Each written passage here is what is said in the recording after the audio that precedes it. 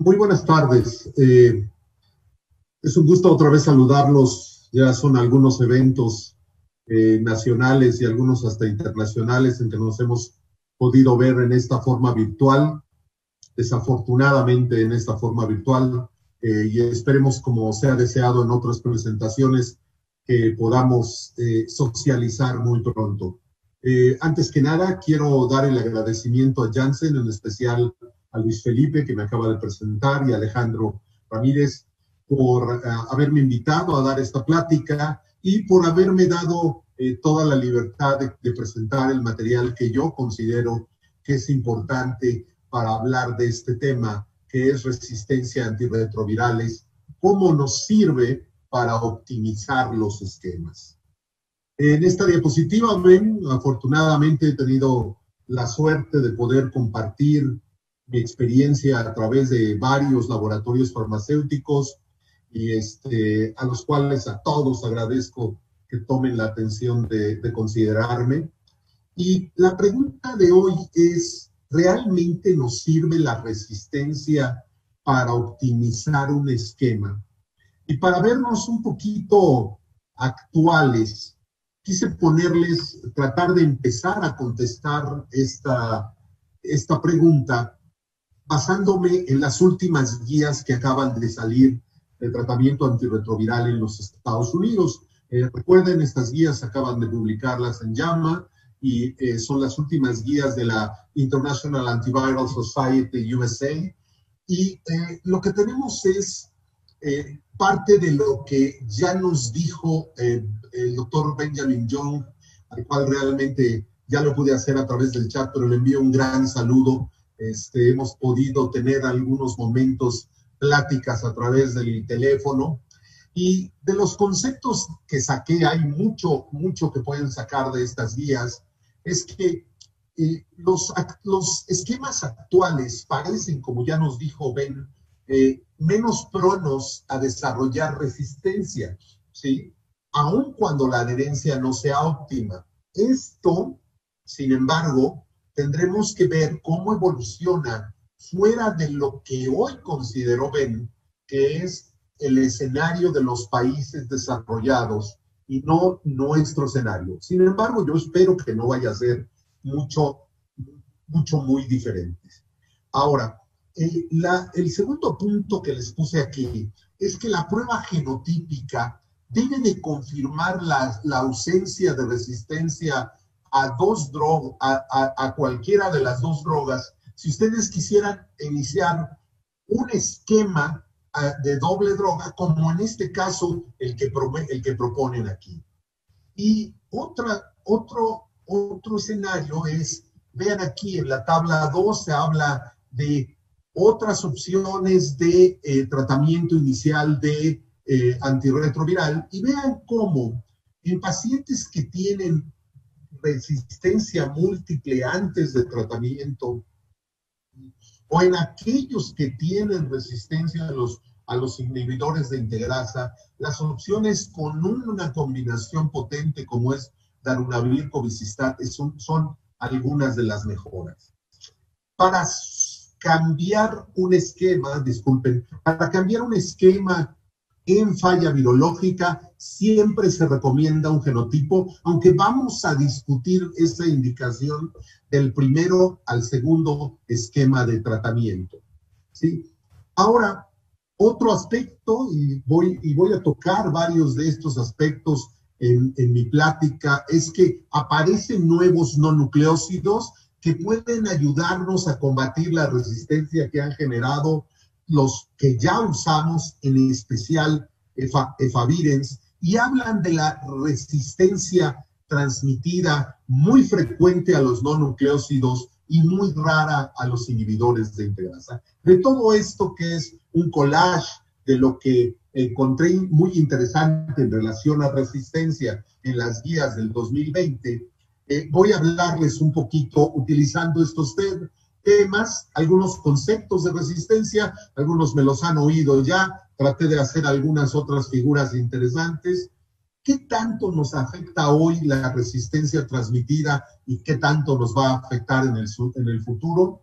La resistencia a los análogos nucleósidos que nos rompe los paradigmas y qué tanto tiene que ver esto con la secuenciación de primero a segundo esquema, qué cambios hay en la resistencia de los no nucleósidos, qué implicaciones hay de tener múltiples mutaciones para desarrollar resistencia de un IP y que nuestros genotipos, los que hacemos para todo el tiempo, para nuestra clínica, sean genotipos poblacionales. Y explicaré un poco también qué es eso. Luego, una que ya saben alguna parte de las respuestas, pero que quiero mostrarles otra vez que es interesante, si la resistencia a los antirretrovirales pudiera estar fuera de los blancos habituales, como es la transcriptasa reversa, la proteasa y la integrasa, y un poco de qué vamos a ver en el futuro con nuestras conclusiones. Recuerden que la falla a un antirretroviral, sea porque hay resistencia preexistente, porque no se absorbe bien, porque hay pobre apego, porque no llega a sitios específicos donde no alcanza buenas concentraciones, nos va a llevar a replicación viral persistente, desarrollo de resistencia y la falla virológica. De tal manera que pudiéramos decir que toda falla virológica en tomando un medicamento va a generar resistencia a los antirretrovirales. Y empezamos a cuestionar, porque la verdad es que esta presentación viene para tratar de cuestionar algunos conceptos. Que para mí era el segundo principio básico de la resistencia, yo no sé si lo vamos a romper. Considerábamos que una vez que se generaba la resistencia, esta era irreversible.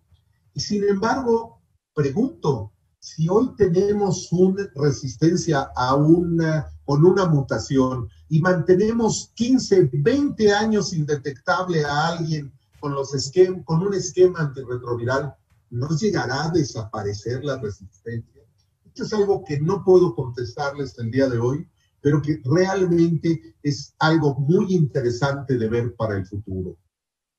Desde luego, en esta figura, una figura clásica de la adherencia y la resistencia, en donde veían cómo tomarse el medicamento casi perfecto era lo que más generaba resistencia, y tomárselo prácticamente perfecto, pues todavía generaba más resistencia que no tomárselo. Pero esto estaba relacionado con la adherencia inmediata al tratamiento. Cuando a estas personas se les medía la concentración del medicamento en sangre, los que tenían excelentes concentraciones, vean cómo no tenían riesgo de resistencia. Y los que habían estado fallando recientemente, y esto es algo muy transitorio porque tiene que ver con la falla más reciente, pues tenían más riesgo de desarrollar resistencia. Recuerden, y esto es solamente para que lo tengamos en mente, que la resistencia a los antirretrovirales se genera primero en forma espontánea, con mutaciones espontáneas, gracias a una gran tasa de error de la transcriptasa reversa, mutaciones que luego se seleccionan y se van seleccionando cada vez más con el uso de un medicamento en presencia de replicación viral. Y una vez que generamos resistencia a un medicamento, vamos a regenerar posiblemente, no en todos los casos, resistencia a otro. Y esto se cumple dentro de las clases de medicamentos. Es decir, si yo usé un inhibidor de proteasa y desarrollo resistencia a ese, generalmente podrá, no en todos los casos, hacer resistencia cruzada a otro inhibidor de proteasa. Este concepto es importante aunque lo hemos utilizado muy poco en la clínica. Pero cuando comparamos de las cepas resistentes cuáles tienen mejor fitness viral, nos encontramos que las cepas de no nucleócidos son aquellas que tienen más fitness viral y por lo tanto cuando fallan van a fallar más rápidamente y con cargas más rápidas. Vean, por ejemplo, lo que pasa con algunas mutaciones de resistencia a los inhibidores de proteasa, en donde la falla tiene un fitness bajo y por lo tanto puede tardar más en desarrollar resistencia. No me detengo mucho, todo mundo lo habla de él, a veces no lo utilizamos y sin duda muchas veces no lo utilizamos bien, y es el concepto de barrera genética. El concepto de barrera genética no es cuántas mutaciones genera un medicamento al fallar, es cuántas mutaciones impide que ese medicamento actúe. Entonces nos encontramos con esta discordancia que hemos visto por el lenguaje, en que estos dos medicamentos, los últimos inhibidores de integrasa introducidos a al tratamiento, son los que todo mundo dice que tienen más barrera genética, pero en realidad no, con 2 o con 3 mutaciones pueden desaparecer su actividad. Lo que tienen es gran robustez, es decir, generan muy poca resistencia, pero cuando un RAITE o un elbitegravir nos generan resistencia, con 2 mutaciones que generen, pudiéramos afectar significativamente a dolutegravir o a bictegravir. Mientras que vean, se necesitan muchas mutaciones para afectar a los inhibidores de proteasa, que siguen siendo, en el concepto de barrera genética, los que tienen más barrera genética. Ahora, para acabar con esta primera parte, recordemos que teníamos más bien 3 formas de ver la resistencia: el fenotipo, el genotipo y el fenotipo virtual. Desafortunadamente, a través del tiempo, la dificultad para hacer los fenotipos, laboratorio de bioseguridad, la poca exactitud del fenotipo virtual nos dejó básicamente con una sola prueba para hacer resistencia, que es el genotipo. El genotipo, recuerden que es buscar las mutaciones de resistencia que se generan. Y cosa bien importante, no va a detectar poblaciones minoritarias, y en mis 2 siguientes diapositivas aclaro un poco. En general, no se llevaban bien con menos de 1000 copias, también hablaré un poco al final al respecto de esto. Y este no es un antibiograma. Por lo tanto, si hay resistencia, puede predecir falla, puede, pero si hay susceptibilidad, no da garantía de éxito. Y una cosa que nos conflictúa a veces, y a veces veo que perdemos la perspectiva todos, es que nos da la resistencia primordialmente a lo que estamos utilizando ahora, no a lo que utilizamos en el pasado. Entonces tengamos cuidado. Si pudiéramos hacer un genotipo en cada falla biológica, para cuando los vamos a analizar, tendríamos que sumar todos los resultados de todos los genotipos que tengamos. ¿Qué es eso de que no detecta poblaciones minoritarias? Un genotipo estándar detecta poblaciones que están en más del 20% de frecuencia poblacional, de frecuencia dentro de todos los virus que están en un cuerpo. Entonces, si tenemos un virus resistente como este rosa, que tiene menos frecuencia del 20%, un genotipo estándar no nos lo va a detectar. Tendremos que utilizar, cuando la frecuencia es más alta del 20%, sí lo documentaremos. Y si queremos documentar tendremos que utilizar genotipos ultrasensibles o de poblaciones minoritarias que nos pueden detectar 5, 2, 1%, lo que ustedes seleccionen de acuerdo con la técnica. No olviden esta parte, no seleccionamos todo y por eso el que haya susceptibilidad en el genotipo no me dice que pueda utilizar algún medicamento.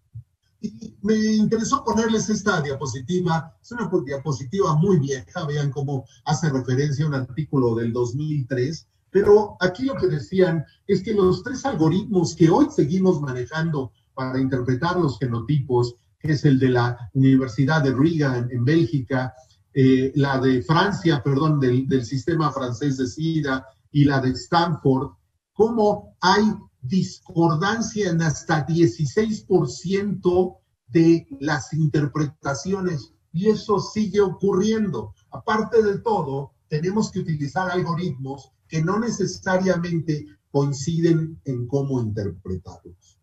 No es fácil entonces interpretar un genotipo y a veces lo sobreestimamos. Primero voy a hablar un poquito de resistencia transmitida. Sabemos que esta es la resistencia secundaria. La resistencia secundaria no transmitida a 4 clases de medicamentos, vean cómo está bajando. Estamos claramente con esquemas mucho más potentes. Y esto se refleja en esta gráfica de los canadienses, en donde si ustedes ven qué pasó del 96 al 2014, lo que estamos viendo es que en el 96 predominaba la resistencia secundaria, es decir, la secundaria utilizar antirretrovirales y había poca resistencia transmitida. En el 2014 y hoy predomina más la resistencia transmitida que la secundaria. Y la pregunta que todos nos hacemos es, ¿qué va a pasar en el futuro? Es decir, la resistencia a los inhibidores de integrasa en algún momento se podrá transmitir. Y esto va a determinar cuál sería la figura de los 2020 por acá. Ahora, la resistencia transmitida a los no nucleócidos, léase básicamente efavirenz y nevirapina, va creciendo en diversas regiones del mundo, de acuerdo con las encuestas Centinela de la Organización Mundial de la Salud. Me voy a saltar estas dos. Y la resistencia transmitida afecta la respuesta a los esquemas. Vean aquí cómo alguien que no tenía resistencia basal respondía a una combinación de TTF, FTC, efavirenz en 84% o AZT3TC, efavirenz en 73%, pero si tenían resistencia a los no nucleótidos, respondían el 9%. Es decir, sí altera claramente la respuesta. Vean este es muy interesante. El rojo, ven el porcentaje de falla que hay cuando hay al menos una mutación de resistencia y se utiliza un medicamento al que hay resistencia. La falla es mucha. Mientras que si utilizamos medicamentos que no tengan resistencia, a pesar de que haya mutaciones, o si no hay mutaciones, la respuesta, los porcentajes de falla son extraordinariamente bajos. Cuando analizamos en los trabajos que ha hecho la Organización Mundial de la Salud y el grupo del INER con Santiago Ávila encabezándolo, vemos cómo la resistencia en Latinoamérica, la resistencia transmitida, es predominantemente a los no nucleócidos y en segundo lugar a los nucleócidos, siendo muy pobre la resistencia transmitida a los inhibidores de proteasa, lo cual hace que en pacientes que tenemos muy clara evidencia o gran posibilidad de que sean resistentes, que hayan recibido cepas resistentes por la pareja, por las parejas, que entran en juegos de ruleta rusa, lo menos probable que haya resistencia es a los inhibidores de proteasa porque solo hay algunas mutaciones y probablemente esto es lo que vayamos a ver también para los inhibidores de integrasa. Otra vez aquí en México, cómo es la resistencia, este ya es puramente México, a los no nucleócidos, es básicamente la más importante, y en otro trabajo hecho en diferentes áreas de México se corrobora básicamente lo mismo. Se corrobora la resistencia primordialmente a los no nucleócidos. Y entonces yo les pregunto, ok, sabemos que había resistencia a los no nucleócidos, sabemos que era alta incluso en las últimas estimaciones, hasta más del 10% para efavirenz en nuestro país. Y sin embargo, seguíamos utilizando efavirenz de primer esquema. Estoy hablando ya casi más de un año, 2 años de que hacíamos eso. No los utilizábamos. Entonces, ¿funciona el genotipo antes de tratamiento? Porque vean este estudio se presentó en la misma reunión en la que estamos el día de hoy, del 2020, que ahora es virtual, se presentó en la Semana de Enfermedades Infecciosas de este trabajo que por los nombres claramente se dan cuenta que es un trabajo tailandés. Y vieron cómo utilizaron un grupo de pacientes en que hacían genotipo y otros en los que solo se hacía la conducta estándar, ¿sí? Y la terapia guiada por genotipo no se asoció a mejores desenlaces.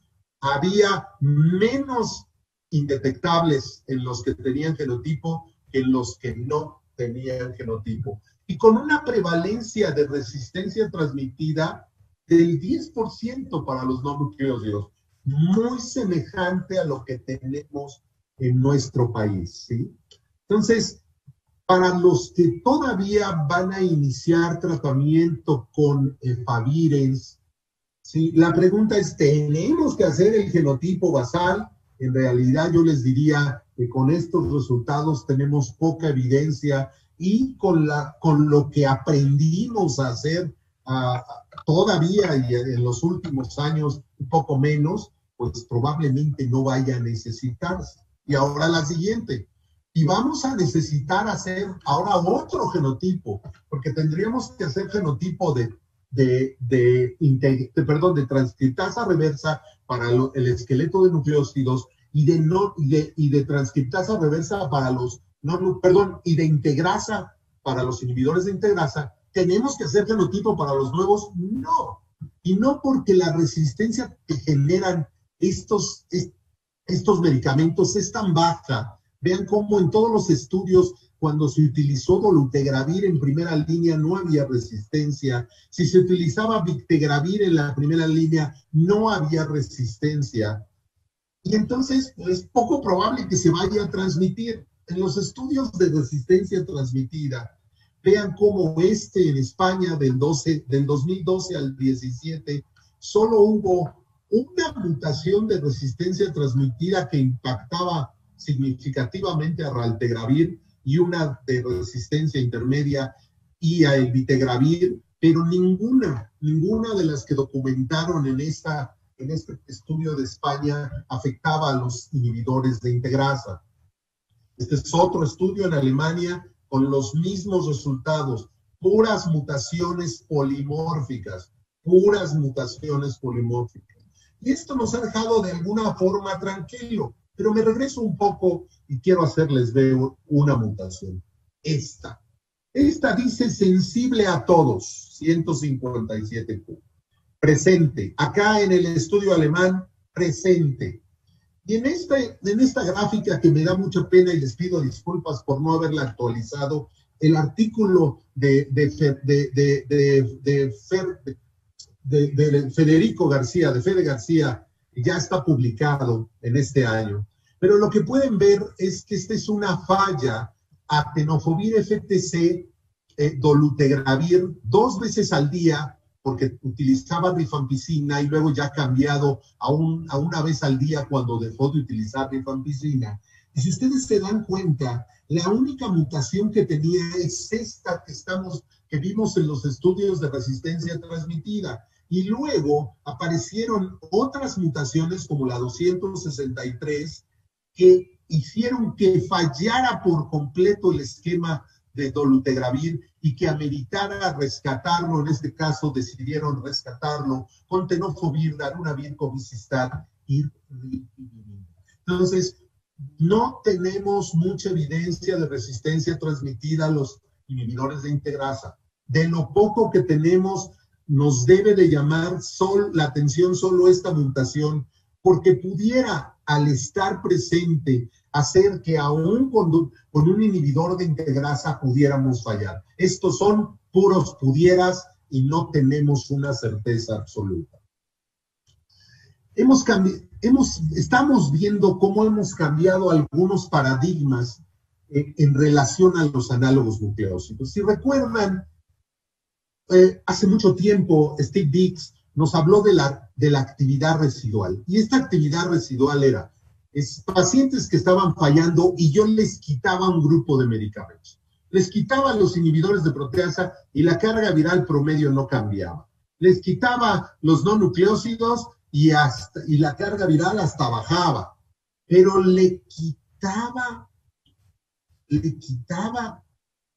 los nucleósidos y había algo de actividad residual. Todo esto lo hemos relacionado con esta mutación.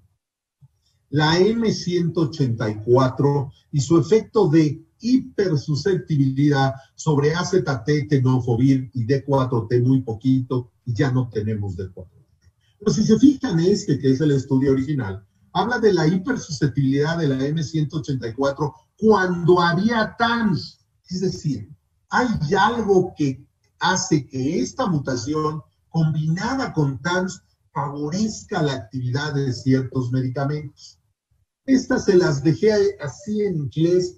La verdad es que son tantas cosas que se le han atribuido a la M184B, que si reduce la capacidad de replicación, que si reduce la fidelidad de la transcriptasa, que si disminuye el cambio de templetes, algo muy semejante a lo que hace el nuevo MK8507, el nuevo nucleósido para futuro.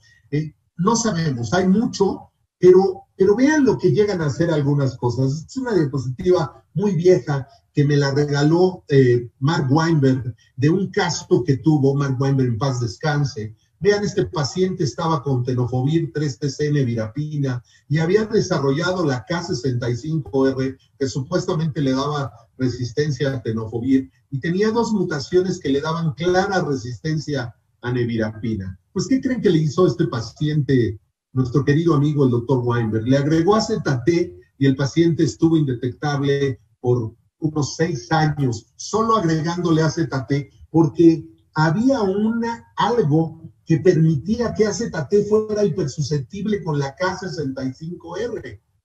Insisto, hay algo más ahí. Esta que debió haber ido un poquito antes, nada más es para rectificarles. Si sí nos conviene la M184B, pues hay que inducirla lo más posible, y por eso habrán visto que muchos de los estudios de doble medicamento utilizan 3-TC. ¿Por qué? Porque es el que más estimula a la M184B. Nos acaba de dar en la torre a lo que creíamos de la resistencia a los nucleósidos el estudio Ernest. El estudio Ernest es de falla primera línea, rescate en segunda línea, con 2 nucleósidos y un inhibidor de proteasa, o con inhibidor de proteasa más raltegravir, que en un tercer brazo se le quitaba después de 12 semanas y dejaba monoterapia. No le hagan mucho caso a este brazo, fue muy malo este brazo. Entonces vean ahí, aquí se ve muy claramente, en menos de 50 copias, 2 IPs, que básicamente el IP era lopinavir, raltegravir, o lopenavir, raltegravir, perdón, era lopinavir. Lopinavir, 2 nucleósidos, lopenavir, raltegravir muy bien, y ese brazo que les dije que lo olviden, muy poca respuesta.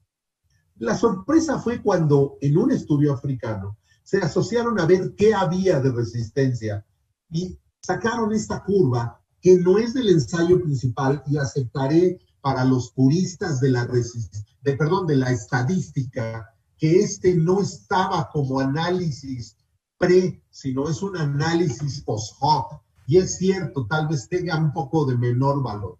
Pero vean, la mejor curva de respuesta es cuando se utilizó el IP con 2 nucleósidos que no tenían actividad. O la segunda con uno que no tenía actividad. Y la tercera, que es menos, con uno que tenía los dos nucleósidos activos. ¿Esto qué quiere decir? Que aun cuando estén inactivos nos ayudan. Y esto después en el estudio TULADY, que también es un estudio que tiene menos cantidad de pacientes, pero un número no despreciable, consideró que era exactamente igual este efecto con lopinavir que si lo hacíamos con darunavir.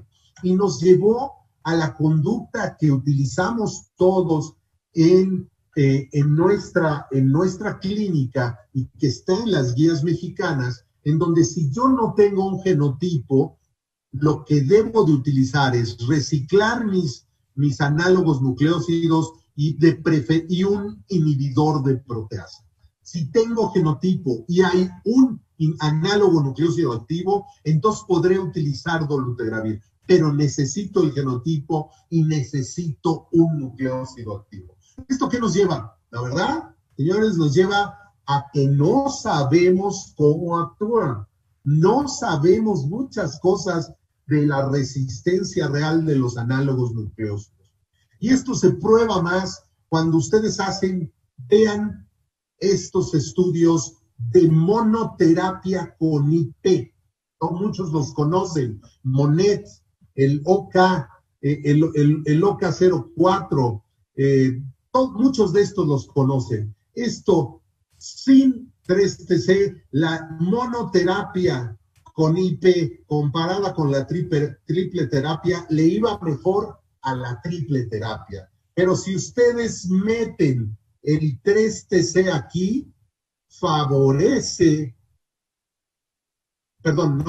es exactamente igual la triple terapia que la doble terapia con un medicamento de alta barrera genética o alta robustez. Lo cual nos lleva a cuáles son los esquemas hoy dobles que se utilizan, pues aunque no lo crean, aparte de utilizar dolutegravir, raltegravir, vean cómo muchos de los IPs, y aquí me falta dolutegravir 3TC, aquí está, perdón, y los inhibidores de integrasa se combinan con 3TC. Y muchos de esos pacientes ya también en un análisis posterior no tenían M184V y les iba igual de bien.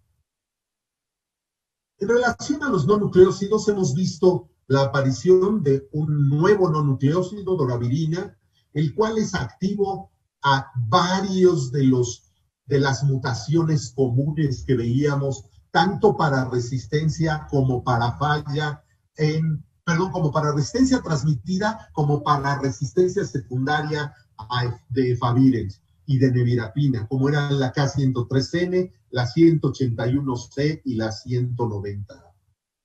Recientemente presentamos en AIDS 2020 en el grupo del CORESAR este estudio donde analizaba el resultado de doravirina en pacientes multitratados de todo el país. Y vean cómo las diferencias entre la barra azul y la barra café, la única diferencia es la barra azul es cuando estaban utilizando no nucleósidos en el esquema de falla y la barra café cuando había historia. Y esto corrobora algo de lo que dijimos al principio. Si yo no estoy utilizando los no nucleósidos, no es tan común tener mutaciones. Pero vean qué interesante. Un esquema de resistencia completa a doravirina con más de 60 de Stanford solo se encuentra en alrededor del 6%. Y si ustedes agarran y comparan doravirina con etravirina, van a ver cómo de los medicamentos de los casos que tienen susceptibilidad a bajo nivel de resistencia, básicamente es lo mismo, un poco más para doravirina, lo cual quiere decir que tenemos otro aliado para el futuro rescate de triples esquemas en tercera, cuarta o quinta línea. Ojo, algo muy importante al respecto de esto. Esto es de pacientes que vinieron con historia de no nucleócidos.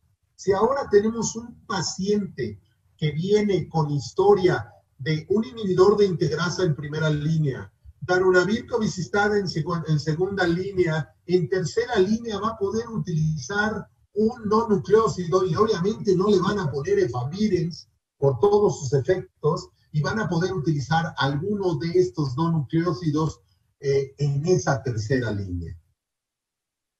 Vamos a este otro punto que me interesaba comentarles, en el que voy a utilizar 4 diapositivas nada más.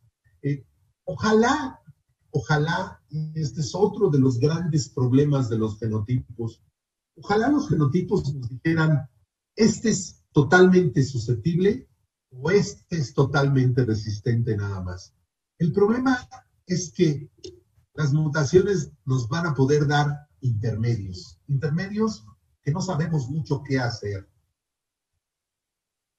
Un ejemplo de estas dificultades en la interpretación es esto. Cuando ustedes hacen un genotipo como hoy los hacemos y los reportamos, que es un genotipo poblacional, es decir, yo agarro medio mililitro o 1 mililitro de plasma, lo centrifugo y capturo todos los virus que hay en esa cantidad, en esa muestra, y secuencio todos. Y de repente encuentro cosas como esta. Vean cómo aquí tengo claramente una T, una base T, y aquí abajo también tengo una C. Y entonces yo les pregunto, ¿pongo T o pongo C? ¿O pongo las dos? Lo pueden hacer. Pero estamos viendo que hay un virus que tiene T y un virus que tiene C. Y esto pudiera llevar a uno que sí tiene mutaciones y otro que no tiene mutaciones. Esto nos queda a la venia de quien edita la secuencia final, ¿sí? Muchas veces esta secuencia se puede editar. Entonces, no tenemos secuencias de un solo virus, tenemos secuencias de un grupo de virus que nos ponen todas juntas y a veces son muy difíciles de leer. Ok, entonces, tenemos múltiples mutaciones. Ok, tengo 6 mutaciones. ¿Están todas juntas en una variante viral, en un virus? ¿Están las 6 juntas o hay 6 virus con una? Pues si están juntas, podría significar importante resistencia. Si están separadas, si tuviéramos un virus con cada una, yo le doy ese medicamento, en especial los inhibidores de proteasa que necesitan múltiples mutaciones para ser resistentes, pues le doy el inhibidor y funciona, a pesar de que tenía las 6 mutaciones, pero lo que pasa es que tenía 6 virus con una mutación. Entonces vean aquí, todas estas mutaciones de los IPs estarán juntas en un virus, o hay virus con esta, hay otro virus con esta y con esta, hay otro virus con esta, no lo sabemos. Y por ejemplo, en el caso de darunavir, sabemos que buscamos 3 o más mutaciones de estas, pero en la base de muchas otras mutaciones más, de tal manera que, por favor, a veces decimos, ya encontramos las 3 mutaciones de darunavir, ya no voy a poder crear un esquema con un IP en tercera o cuarta línea. Tal vez no es cierto. Y por eso a veces te lo seguimos dando. Ya para irnos perfilando para las últimas partes de mi presentación, quiero hablarles de algunas posibilidades de resistencia fuera de la transcriptasa reversa, proteasa o integrasa.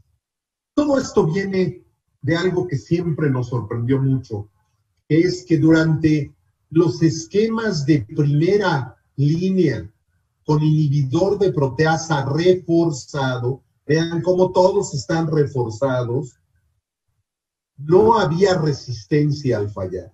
De hecho, cuando fallan estos esquemas con AZT3TC, tenofovir FTC, fallan con M184.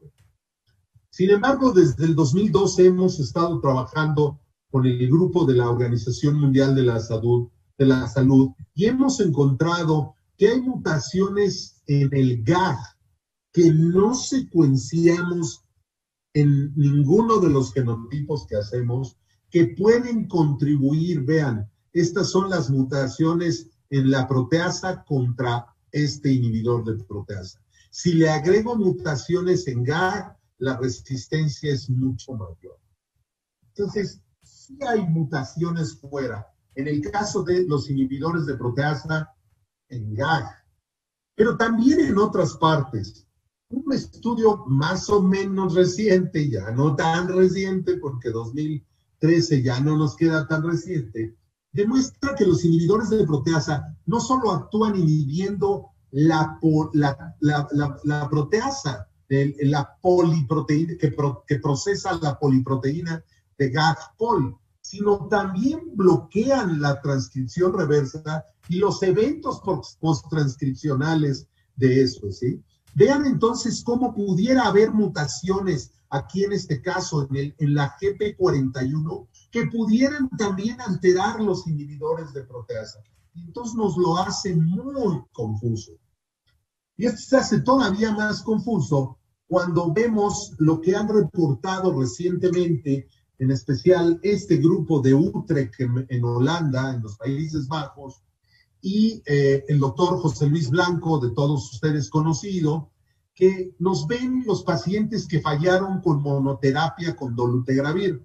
Y vean, claro que hay pacientes que fallaron con mutaciones comunes a raltegravir y a elvitegravir, Hubo que algunos que fallaron con mutaciones comunes a dolutegravir, y hubo algunos que fallaron sin mutaciones. Entonces, se estudió a esos que fallaron sin mutaciones y se encontró en forma muy interesante que había mutaciones en uno de los extremos del virus, de las secuencias virales, en lo que se llama el tracto o las secuencias de polipurinas, y aquí había mutaciones que generaban esa resistencia. De tal manera que todo este fenómeno que hemos visto a través del tiempo en los inhibidores de proteasa que al fallar en primera línea estando reforzados no generan resistencia, y que los inhibidores de integrasa al fallar en primera línea no generan resistencia, pudiera tener que ver porque la generan en otras partes del virus y no la estamos viendo. No la estamos viendo. Y por esta razón aplica algo que estuvimos comentando y hemos seguido comentando con muchos colegas, que es, a ver, señores, si yo fallo a un IP reforzado, en general cambio de IP reforzado. Y si hablo de un inhibidor de integrasa, cambio a otro inhibidor de integrasa. ¡Wow! Esto nadie lo escribe, muchos o casi todos lo hacen. Y ahora viene una tercera pregunta. ¿Podremos en algunos casos, como es el caso de darunavir, pasar de darunavir una vez al día a darunavir 2 veces al día? O en el caso de dolutegravir sin rifampicina, estoy hablando sin rifampicina, pasar de dolutegravir una vez al día a dolutegravir 2 veces al día, no tenemos suficiente información para apoyar ninguna de las dos, aunque en relación a darunavir se está generando información importante al respecto. Termino con un poco del futuro, y que es algo ya es muy del presente. Estas se las he presentado ya en alguna otra ocasión, pero me importa repetírselas, por favor. Si ustedes tienen un paciente que tiene menos de 1000 copias y quieren hacerle un genotipo, sí se puede, vean. La tasa de amplificación o de éxito es hasta el 74% entre 50 y 249 copias, y por arriba de 200 prácticamente estamos en el 90% de posibilidad de hacerlo. Ahora, el problema es que van a haber muy poquitos virus con eso. Van a haber solo los virus que están en más del 50% de frecuencia. Cuidado con eso. Otra cosa que ya hacemos, de hecho, en el laboratorio que tengo el gusto y el honor de dirigir, ya lo hacemos, ¿sí? Es hacer lo que llaman la secuenciación de siguiente generación contra el genotipo estándar. Y ven, en estos 50 pacientes, el genotipo estándar identificó 2.588 mutaciones, mientras que con la secuenciación de poblaciones minoritarias identificó 7.428 mutaciones. ¿Sí? Vean, en este caso, 22% de las mutaciones eran asociadas a no nucleósidos. Ok, ¿detectamos más? Lógicamente detectamos más. ¿Sirve detectar más? Bueno, eso es algo que todavía no tenemos completamente definido, ¿sí? Entonces, vean ustedes en este estudio de gente que muchos de ustedes conocen como José Arribas, como Roger Paredes de España, ambos de España. Vean cómo la respuesta a esto son la proporción de pacientes con falla virológica. ¿Sí? Si ustedes detectaban variantes minoritarias, ¿sí? Si ustedes no detectaban variantes minoritarias, no fallaban tanto como si sí las detectaban.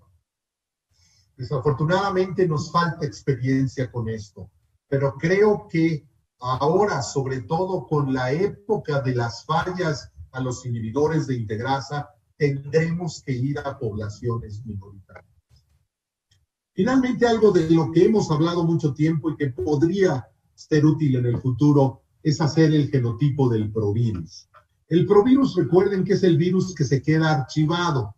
Al estar archivado, pudiera contener historia importante. Y lo que hemos visto es que se detectan cosas diferentes. Vean aquí cómo se detectaron mutaciones, 75 tanto en virus como en provirus, 23 solo en el virus y 2 en el provirus, 2% en el provirus. Si hay diferencias, pudiéramos detectar más mutaciones.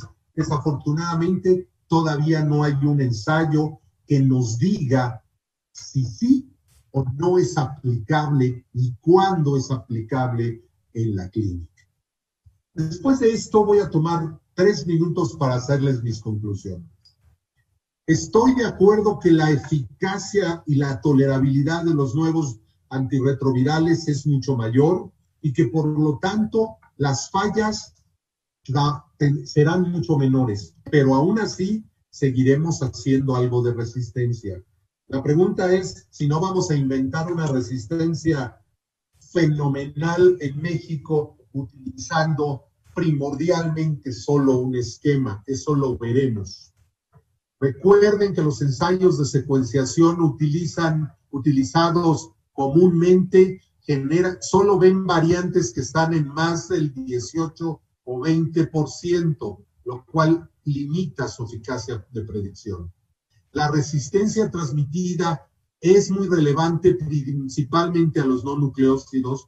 Hoy por hoy no es relevante para los inhibidores de integrasa y no sabemos cuál es el efecto que va a tener estas resistencias, no sabemos cuál es el efecto que tienen las resistencias transmitidas en segundo y en tercer esquema. Todo esto que vemos, las 2 primeras, aplican para el primer esquema, pero no sabemos qué va a pasar para el segundo esquema. No sabemos muy bien cómo funcionan la resistencia a los análogos nucleósidos. Creíamos que con tener M184, de 3TC y FTC, ya era posible la hipersusceptibilidad, pero la verdad es que no sabemos cómo funciona. Nadie sabe cómo actúa, pero sabemos que actúan y por eso muchas veces preferimos tener uno, aunque tenga resistencia, en un triple o en un doble esquema. Tenemos nuevos no nucleócidos que son activos contra las fallas de favirenz-nevirapina. Recuerden que los genotipos poblacionales hacen difícil interpretar la resistencia en el contexto de múltiples mutaciones, como es el caso de los inhibidores de proteasa, que existen mutaciones fuera de las moléculas blanco que pueden estar relacionadas con resistencia, y que la utilidad real de las pruebas ultrasensibles y de genotipo proviral desde el punto de vista clínico no ha sido determinada. Esto me lleva a lo que está ahí en grande. La resistencia a los antirretrovirales sigue siendo relevante para la optimización de los tratamientos. Por lo menos entenderla y comprender cómo podemos secuenciar de la mejor manera o iniciar de la mejor manera nuestros esquemas. Les dejo esta frase: los únicos competidores verdaderos del hombre para el dominio del planeta no son las cucarachas ni las hormigas, son los virus, y el resultado final no está predestinado. Así que tenemos que seguir luchando con el COVID y con el VIH. Muchísimas gracias por su atención. Muchísimas gracias, doctor Soto, por su excelente ponencia. Tenemos muchas preguntas por esta excelente ponencia. Empezaré por algunas. La primera dice: ¿qué importancia tiene que exista la mutación del 184B cuando se seleccionan esquemas de biterapia con 3TC? Pues lo que yo te puedo decir es que probablemente vaya a ser fundamental, ¿sí? Y esto lo prueban las combinaciones con los inhibidores de proteasa. Creo que lo vamos a poder decir igual para los inhibidores de integrasa, pero con los inhibidores de proteasa ya está bien documentado. Una monoterapia con darunavir nunca funcionó tan bien como una terapia con darunavir y 3TC, aun cuando existiera la M184. Así que me parece que es muy importante. Gracias, doctor. La que sigue es: ¿qué opina de la biterapia en pacientes con multiresistencia? A ver, aquí la parte básica, dado lo que acabo de mencionar, es con quién vas a hacer la biterapia, ¿sí? Y aquí, esa es la parte básica, Luis Felipe, y nuestro auditorio.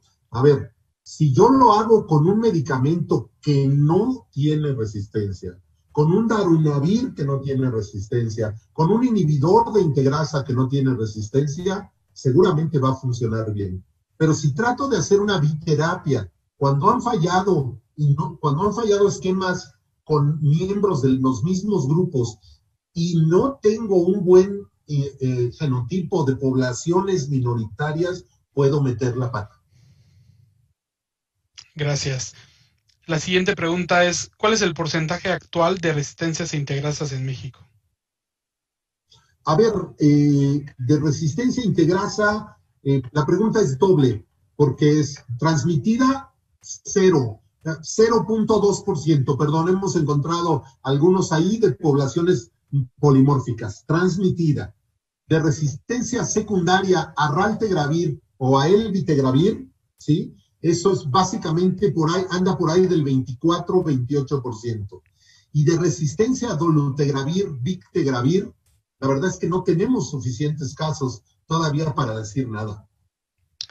Ok, gracias. Hay otra aquí que dice: ¿qué opina del estudio de redes publicado por el doctor Ávila Ríos, donde se muestra que hay mayor riesgo de resistencia primaria en las alcaldías de Gustavo Madero? ¿Se tiene interpretación del por qué ocurre esto? A ver, lo que estás viendo ahí, y mira, lo que es interesante, me salté esa diapositiva de cuando por primera vez se reporta esto, pero no importa. La parte interesante aquí es que hemos sabido ya que existen redes de resistencia transmitida. Y esto se debe a algo muy claro. Recuerden que la transmisión del VIH se da mucho más cuando existe alta carga viral, es decir, alguien está recién infectado. Entonces, si juntamos un grupo X de población susceptible y alguien se infecta con virus resistente, va a hacer cadenas de transmisión de 1, 2 o 3 mutaciones en un mismo sitio. Y por eso vemos, ahora, ¿por qué en cierta alcaldía o no en otra? Esto es aleatorio, a donde haya sitios donde se confluye y hay gran intercambio de parejas con poca protección. Gracias, doctor. En verdad hay muchas preguntas. La que sigue es, ¿será que en México tengamos más del 1% de falla por resistencia transmitida a integrasas y esto se aumente por la pandemia? Supongo que es COVID. Buena pregunta. No lo sé, no creo.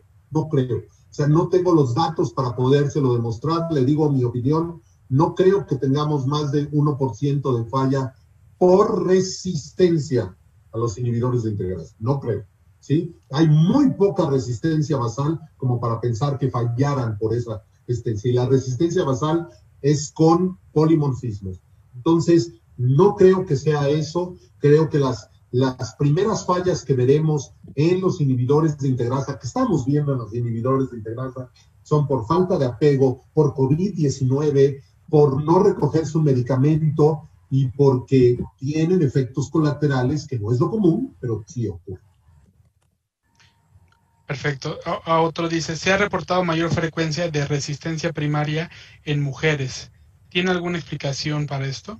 Ok. Otra parte importante de los fenómenos de resistencia transmitida es el hecho de que hay un cuello de botella.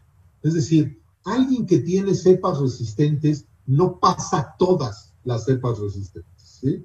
Y entonces, el cuello de botella va a depender de la vía de transmisión.